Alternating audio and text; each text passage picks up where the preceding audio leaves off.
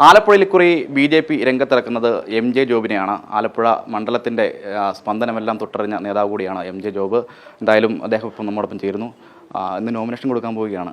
തെരഞ്ഞെടുപ്പിൻ്റെ ഒരു പ്രവർത്തനങ്ങളൊക്കെ എവിടം വരെയായി, എന്താണ് ഒരു പ്രതീക്ഷ? പ്രാഥമികമായ പ്രവർത്തനങ്ങളൊക്കെ ഒരുവിധമായിട്ടുണ്ട്. ഇന്ന് നാമനിർദ്ദേശ പത്രിക കൊടുക്കുകയാണ്. ഇന്ന് 10:30.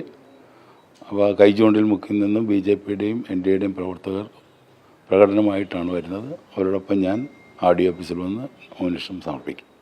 മണ്ഡലത്തിനൊരു പൊതുസ്ഥിതി നിലവിൽ സിറ്റിംഗ് MLA LDFൻ്റെതാണ്. അപ്പം എങ്ങനെയാണ് അടുത്തൊരു വിജയപ്രതീക്ഷയുണ്ടോ? ഏത് രീതിയിലാണ് അതിൻ്റെ ഒരു പ്രവർത്തനം ഏകോപിപ്പിച്ചേക്കുന്നത്?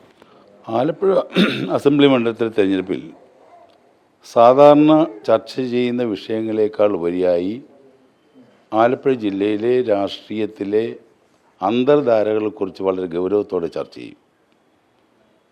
ഇവിടെ G. സുധാകരൻ പൊളിറ്റിക്കൽ ക്രിമിനൽസ് എന്ന് പറഞ്ഞ് ബഹളം ഉണ്ടാക്കാൻ തുടങ്ങിയിട്ട് തന്നെ 3-4 വർഷം എല്ലാ പത്രക്കാർക്കും അറിയാം. അദ്ദേഹം ഈ പൊളിറ്റിക്കൽ ക്രിമിനൽസ് ആരാണെന്ന് വ്യക്തമാക്കാൻ തയ്യാറായിട്ടില്ല. അത് വ്യക്തമാക്കിയാൽ ഈ കാര്യങ്ങളെല്ലാം ബോധ്യപ്പെടും. പക്ഷേ എനിക്ക് ആലപ്പുഴയിലെ ജനങ്ങളോടും പൊതുജനങ്ങളോടും എനിക്ക് പ്രധാനമായി പറയാനുള്ളത് കുറേ രാഷ്ട്രീയമായ കുറേ സത്യസന്ധമായ കുറേ കാര്യങ്ങൾ പറയാനുണ്ട്. അത് ഈ തെരഞ്ഞെടുപ്പിൽ ഞാൻ വേദിയാക്കുകയാണ്. എൻ്റെ ഇത്രയും കാലത്തെ രാഷ്ട്രീയ പരിചയത്തിൻ്റെ അടിസ്ഥാനത്തിൽ ആലപ്പുഴ രാഷ്ട്രീയത്തിലും കേരള രാഷ്ട്രീയത്തിലും നടന്നിട്ടുള്ള അവിഹിതമായ പല കാര്യങ്ങളും തുറന്നു പറയേണ്ടതായിട്ട് വരും. ഞാനത് തുറന്നു പറയും.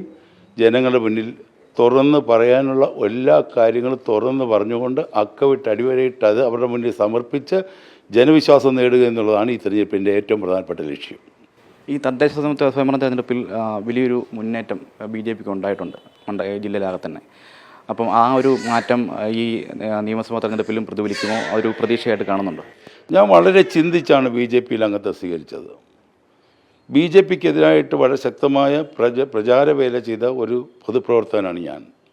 പക്ഷേ ഇന്ന് ആധുനിക ഇന്ത്യയുടെ ശില്പി എന്ന് പറയാൻ നരേന്ദ്രമോദിക്ക് അവകാശപ്പെടാൻ കഴിയുകയുള്ളൂ. കാരണം അത്രമാത്രം വികസന പ്രവർത്തനങ്ങൾ ഇന്ത്യയിൽ കൊണ്ടുവന്നിട്ടുണ്ട്. അതിന് ഏറ്റവും പ്രകടമായ തെളിവാണ് ഈ രാജ്യം ഭരിച്ചുകൊണ്ടിരുന്ന കോൺഗ്രസിന് പ്രതിപക്ഷ നേതാവിനെ പോലും സൃഷ്ടിക്കാൻ പറ്റാത്ത തരത്തിൽ ഇന്ത്യയിലെ ജനങ്ങൾ ഒറ്റക്കെട്ടായി നരേന്ദ്രമോദിയെയും BJPയെയും പിന്തുണയ്ക്കാനും വിജയിപ്പിക്കാനും തയ്യാറായത് വികസനത്തിൻ്റെ അടിസ്ഥാനത്തിൽ തന്നെയാണ് ഞാൻ വിശ്വസിക്കുന്നു. അതുകൊണ്ട് തന്നെ ഒരു വലിയൊരു മുന്നേറ്റം ഉണ്ടാക്കാൻ കഴിയുമെന്നാണ് കരുതുന്നത്. തീർച്ചയായും ആലപ്പുഴ ജില്ലയിൽ BJP വളരെ മുന്നിലാണ്. ഇന്നലകളിലെ BJP ആണോ ഇന്ന് ആലപ്പുഴയിലുള്ളത്? ഇന്ന് ആലപ്പുഴ ജില്ലയിൽ ചെങ്ങന്നൂരായാലും മാവേലിക്കരയായാലും കായംകുളമായാലും ഹരിപ്പാടായാലും കുട്ടനാടായാലും അമ്പലപ്പുഴയായാലും ആലപ്പുഴയിലും ചേർത്തലയിലും അരൂരും ഇത്രയും നിയമമണ്ഡലങ്ങളിൽ BJP അവരുടെ നിറസാന്നിധ്യം അറിയിച്ച് നിൽക്കുന്ന സമയമാണ്.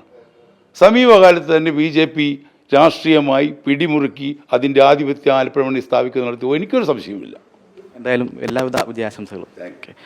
അത് തന്നെയാണ് യൂണിയൻ ഗവൺമെൻറ്റിൻ്റെ ഭരണ നേട്ടങ്ങൾ ജില്ലയിൽ പ്രതിഫലിക്കും എന്ന് തന്നെയാണ് MJ ജോബിനും പറയാനുള്ളത്.